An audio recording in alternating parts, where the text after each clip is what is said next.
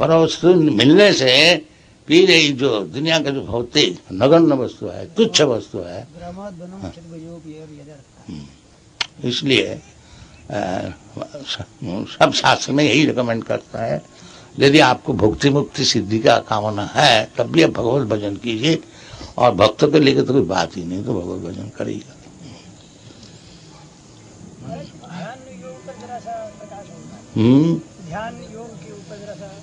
ध्यान योग जो है, एक तो कलि युग में साधन नहीं हो सकता। कृतयुग तो विष्णु, कृतयुग का अर्थ है सत्युग, उसमें ध्यान धारणा प्राणायाम आसन ये सब हो सकता, अब ये नहीं हो सकेगा। कृतयुग तो विष्णु त्रेतायंग जजतो मखई दापरे परिचय कलोता हरि कीर्तन, वो हरि कीर्तन से जो ध्यान होता है वो श्रेष्ठ ध्यान। जोगी नाम अभी ध्यान जोगी को लिए है, ध्यानावस्थित तद्गते न मनसा पश्यन्ति जोगी न, जोगी लोग ध्यान करते हैं। तो भगवान कहते हैं जोगी नाम अपनी सर्वेशा मदगत अंतरात्मना सद्यावान भजते जो मांग समय जिप्त, जो भगवान को सब समय ध्यान करता है, कृष्ण को, वो सबसे बड़ा जोगी है। तो ये हरे कृष्ण नाम जपने से सब समय भगवान का स्मरण होता है, वो सबसे बड़ा जोगी है, उससे और ध्यान करने वाला कोई है। वही तो बता रहे हैं, तो सबसे बड़ा जोगी बन जाएंगे आप।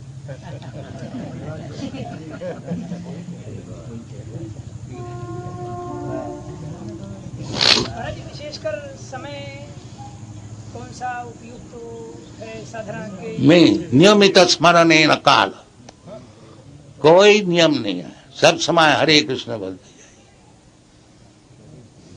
बिल्कुल खुला हुआ है।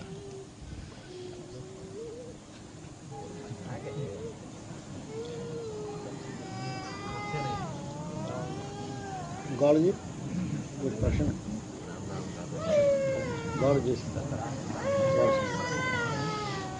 और हमारे प्रकांड विद्वान है, हमारे राग मूला है और राग मूला होने से प्रवृत्त्यात्मक होती है। तो ये जो आपका उपदेश हुआ ये तो निवृत्ति की कथा ज्यादा कहता है। क्या ये नहीं हो सकता कि संसार में प्रवृत्ति में पड़ा हुआ मनुष्य भी भगवान को प्राप्त कर ले, तो इसको प्रवृत्ति मूलक माने भक्ति को या निवृत्ति मूलक माने? नहीं, इसलिए तो पहले शुरू किया था सभी पुंसांग परो धर्म, परो धर्म का अर्थ है निवृत्ति मूलक। हाँ, और प्रवृत्ति मूलक जो है वो परधर्म नहीं है, अपर धर्म है। और हम लोग जो बातचीत कर रहे हैं परधर्म का विषय, सभी पुंसांग परो धर्म जतो भक्ति रधो।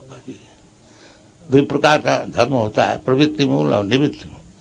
प्रवृत्ति रेशांग भूतानाम निवृत्ति सु महाबलम, तो निवृत्ति मूलक धर्म ग्रहण करना चाहिए।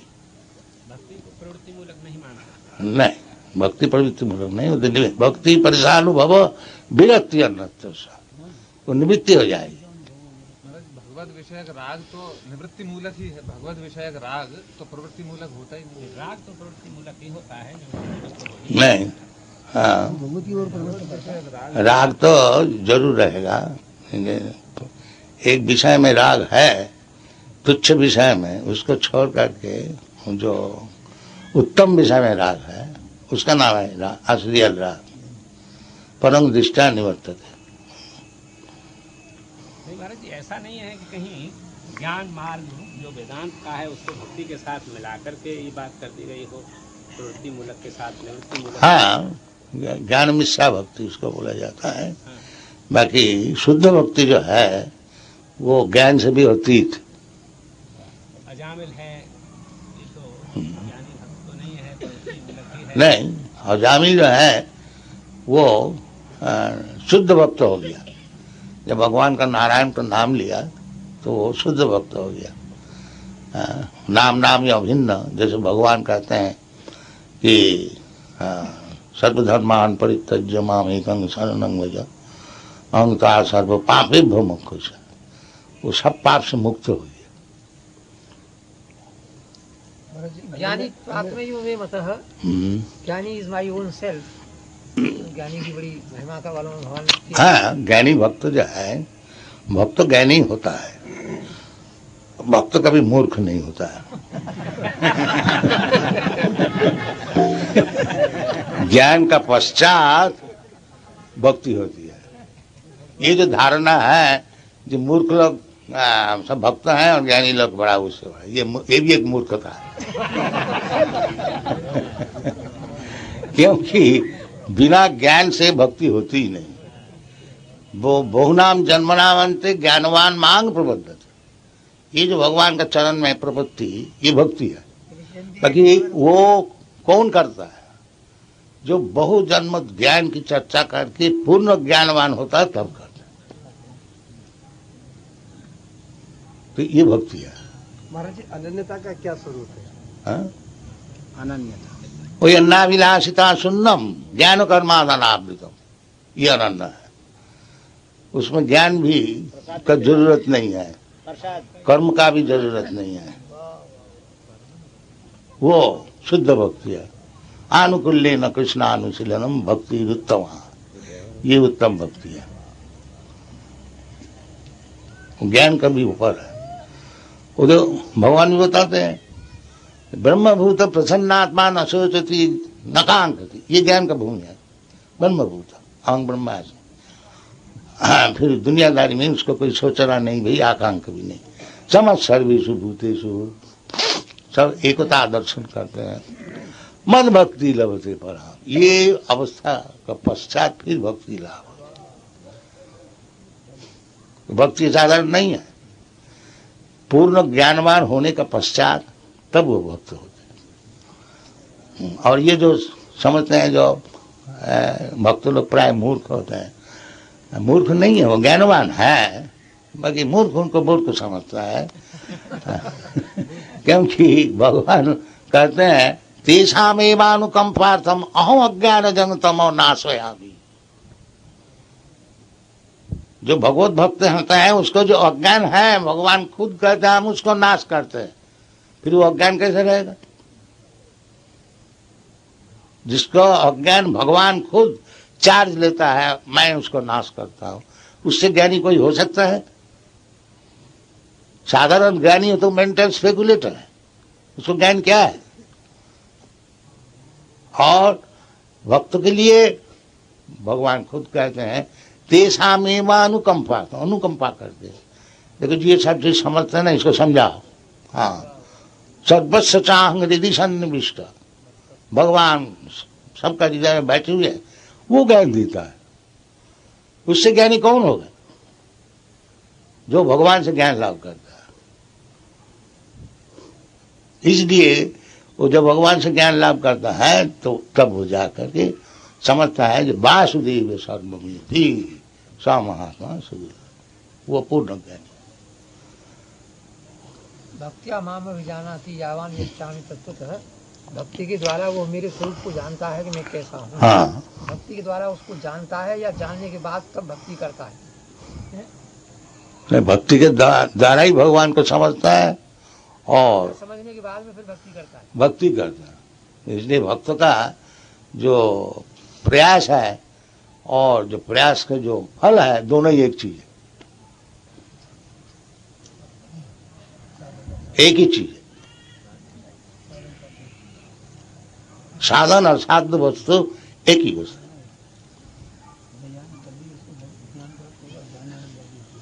ज्ञान तो अगम्य है, उसकी तो कोई था नहीं, तो उसको कैसे ये समझ लिया जा सकता है कि हम ज्ञानी हो गए?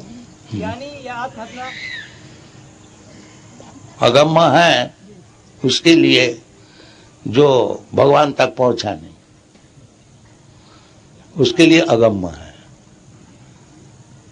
और जो भगवान पास पहुंच गया, वासुदेव सर्वमिति, वो ज्ञानी सुदुर्लभ है।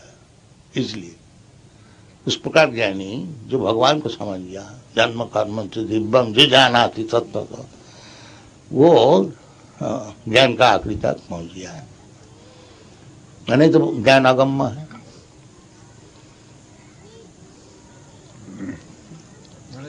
भगवान चैतन्य महाप्रभु का सर्वाधिक जो देन है हमारे युग के लिए, उस पर 2 मिनट। कैसे? महाप्रभु चैतन्य का जो व्यक्तित्व है उसमें क्या वैशिष्ट है, विशेष वैशिष्ट?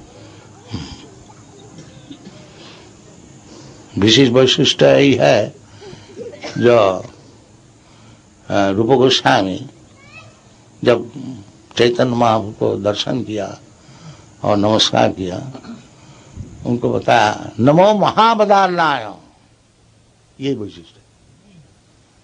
वदान्न किसको कहा जाता है? जो दान करने वाला है, दाता को वदान्न, जो हाथ खुल के दान करता है उसको वदान्न बोला जाता है। ये समझ में आया कि नहीं?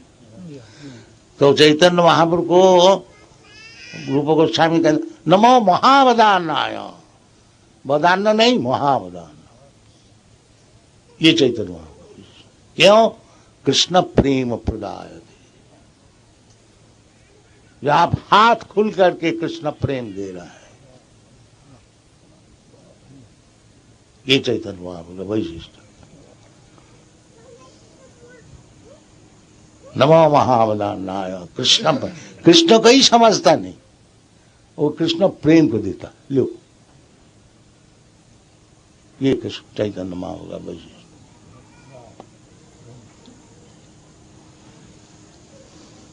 महाराज जी, महाप्रभु जी का जो प्रथम श्लोक है चैतन्य अष्टक चेतो दर्पण मार्जन, उसकी थोड़ी सी आपके मुखारविंद से व्याख्या। हाँ, यही है जो असल में हम लोग को जो तकलीफ है वो हमारा चित्त में अनेक जन्म जन्मांतर का गर्दे से भरे हुए हैं, उसको मार्जन करना चाहिए।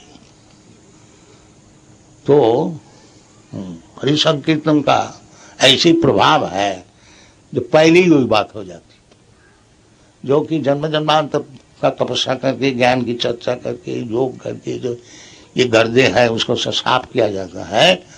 वो हरि कीर्तन, ये जो परम विजयते श्री कृष्ण संकीर्तनम कीर्तनादेव कृष्ण समुक्त संग परम भजे, ये जो शास्त्र का निर्देश है कि भगवान कृष्ण का नाम करने से ही वो जो चित्त में गर्दे सब भरे हुए हैं वो सब नाश हो जाता है। फर्स्ट इंस्टॉलमेंट ऑफ चांटिंग हरे कृष्ण मंत्र चेत दर्पण मार्जनम भव महादावाग्नि निर्वापनम, और चित्त दर्पण मार्जन हो जाने से फिर ये जो हमारा भव महादावाग्नि है, भुत्ता भुत्ता प्लियते, एक दफे जन्म लेना और फिर परिश्रम करना, फिर और एक जीवन और एक जीवन, ये दावाग्नि स्वरूप जो है ये निर्वापित हो जाता। चेत दर्पण मार्जनम भव महादावाग्नि निर्वापनम श्रेय कैरव चंद्रिका वितरणम, फिर उसको वास्तविक जीवन का जो श्रेय है, श्रेय वस्तु है, वो श्रेय है भक्ति, श्रेय सिटिंग भक्ति, उसको विकास होता है। जैसा चंद्रमा की रश्मि प्रतिवर्ष से शुरू करके पूर्णिमा तक आस्ते आस्ते विकास होता है, इसी प्रकार वो भक्ति चंद्रमा विकास होता है।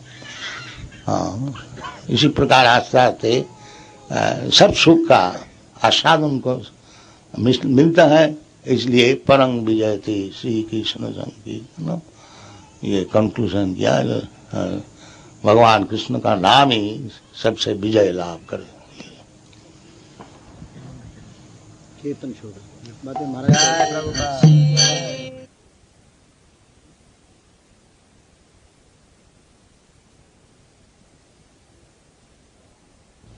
इसलिए भगवान श्याम ये चैतन्य महाप्रभु रूप से आए। हाँ, ये शास्त्र में विधान है कि कलो हरि कीर्तना चैतन्य महा तिसावर्णम, कृष्ण वर्णम तिसा अकृष्ण सांग पांगास पार्षदम जग्गई संकीर्तन प्राय जजंती ही सुमेर। ये शास्त्र में है विधान। जो कलयुग में जो भगवान की जो मूर्ति हाँ, जो चैतन्य महाप्रभु आपका सामने है केवल हरि कीर्तन करके, जैसा ये लोग आपको दिखाया, जो चैतन्य महाप्रभु का पदानुसरण करके, चैतन्य महाप्रभु ये दिखाया है उसी को अनुसरण करते हैं हम लोग चैतन्य संप्रदाय। तो कलियुग इतना मूर्ख हो गया, पहले ही बताया, जो धर्म फर्म कुछ नहीं जानते हैं, सब भूल गया। इसलिए उनको जगाने के लिए यही एकमात्र उपाय है, कीर्तनादेव कृष्ण स मुक्त संग परम ब्रजे।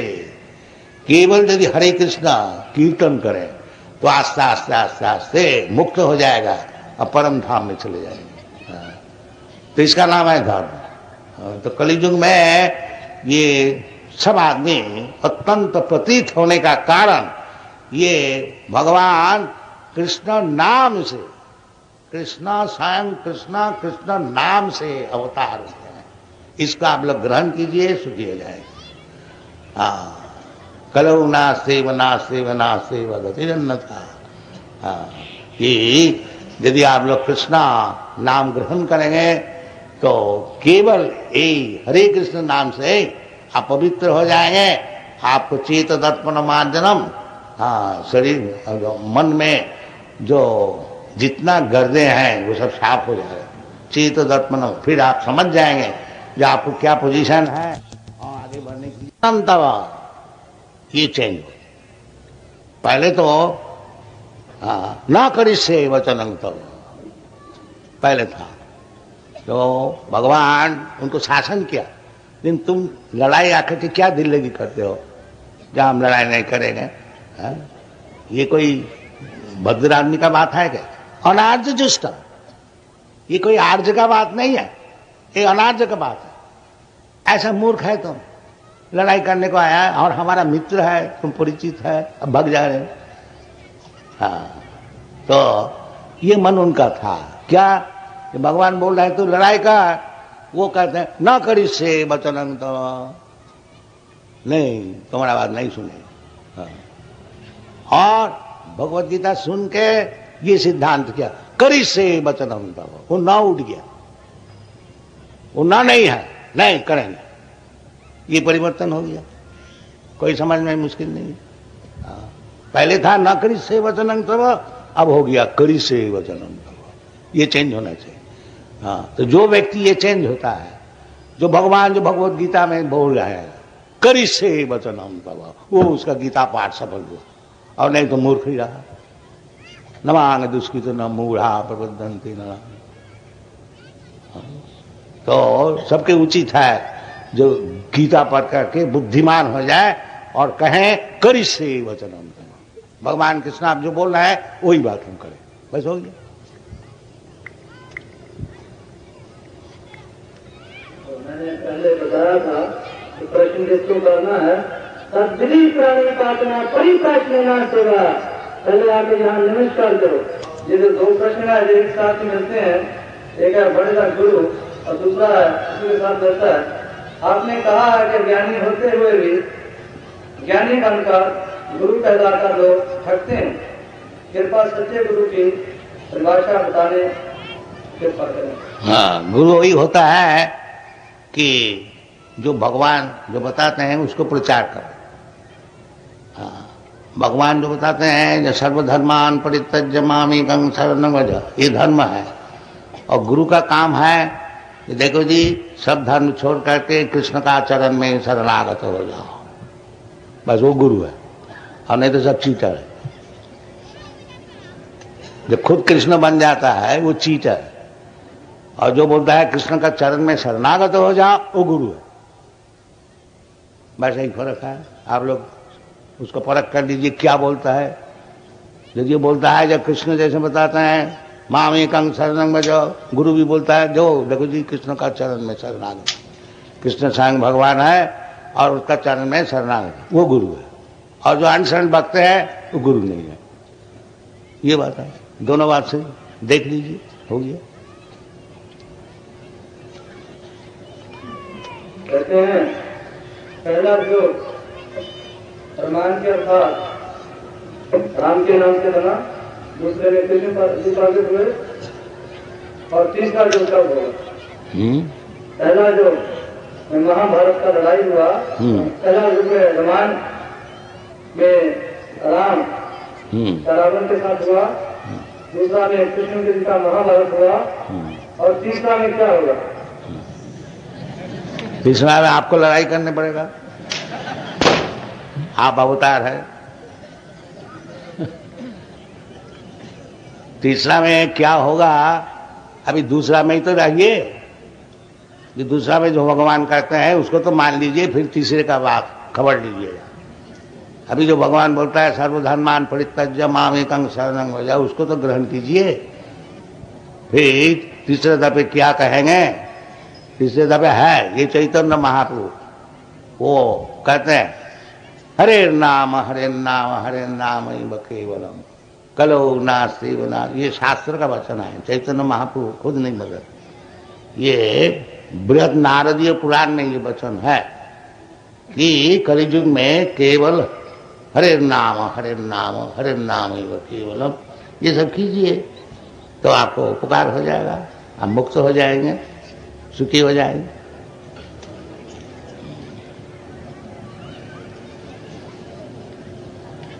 ये तो किसी ने ऐसा प्रश्न किया है,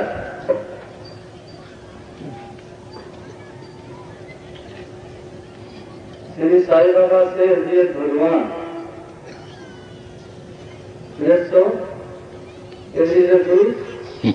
ये सब हम लोग नहीं जानते।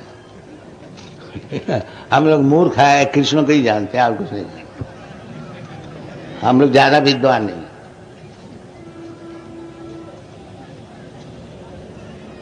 हम लोग एक जानते हैं कृष्णस्तु भगवान श्याम, बस, और सब चोर है।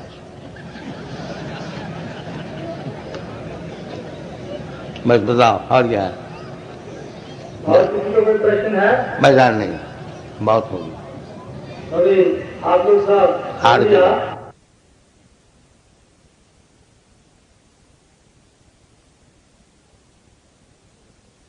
Translation.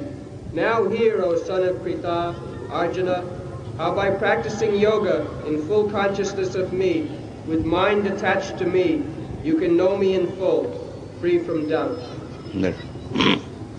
मैया शक्त मना पार्थ योगं युञ्जन मदाश्रया असंशयं समग्रं माम यथा ज्ञास्यसि तच्छिनो। आज 2 रोज से हम लोग जो नास्तिक है, असुर है, उनका विषय चर्चा कर रहे थे कि असत्यम अप्रतिष्ठं जगदाहु अनिश्चरम, असत्यम अप्रतिष्ठं थी जगदाहु अनिश्चरम। जो भगवान है नहीं, ये असुर लोग का कहना है। असुर लोग कहते हैं जो भगवान है नहीं। तो असुर का और एक परिचय है, भगवान खुद बताए हैं कि जो आसुरी भावों महापुण्य है, जो असुर भाव से प्रभावित है, वो 4 क्लास में उसको विभाजन किया जाता है। नमांग दुष्कृतिन मूढ़ा प्रपद्यन्ते नराधमा माया अपहृत ज्ञान आसुरी भावमास। जो लोग असुर है, असुर आप लोग को समझाया है, 2 प्रकार का आदमी होते हैं, एक असुर और एक देवता। विष्णु भक्त भवे दैव आसुरस्तद विपर्य। जो भगवान के भक्त होते हैं, भगवान को मानते हैं, उसको देवता कहा जाता है। आप लोग देवता नाम सुने होंगे। जो देवता लोक है, ये सब इंद्र, चंद्र, वरुण, वायु, बड़े बड़े सब देवता, ब्रह्मा जी, शिव जी, ऐसे बड़े बड़े सब देवता हैं। तो वो देवता उनको क्यों कहा जाता है? न सब भगवान का सब भक्त है और भगवान का आज्ञा अनुसार काम करते हैं। भगवान मालिक और सब उनके भृत्य है। ये चैतन्य चैतामृत में बताया है, जो मालिक जो है वो कृष्ण है। एकला ईश्वर कृष्ण आर सब भृत्य। भगवान कृष्ण मालिक है। एकला ईश्वर कृष्ण, ईश्वर परमा कृष्ण, ये शास्त्र का विचार है।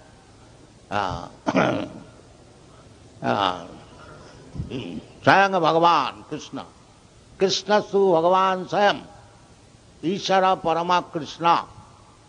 और भगवान खुद भी बता रहे हैं भगवद गीता में, मत्त परतरम नान्यत् किंचित् अस्ति धनंजय।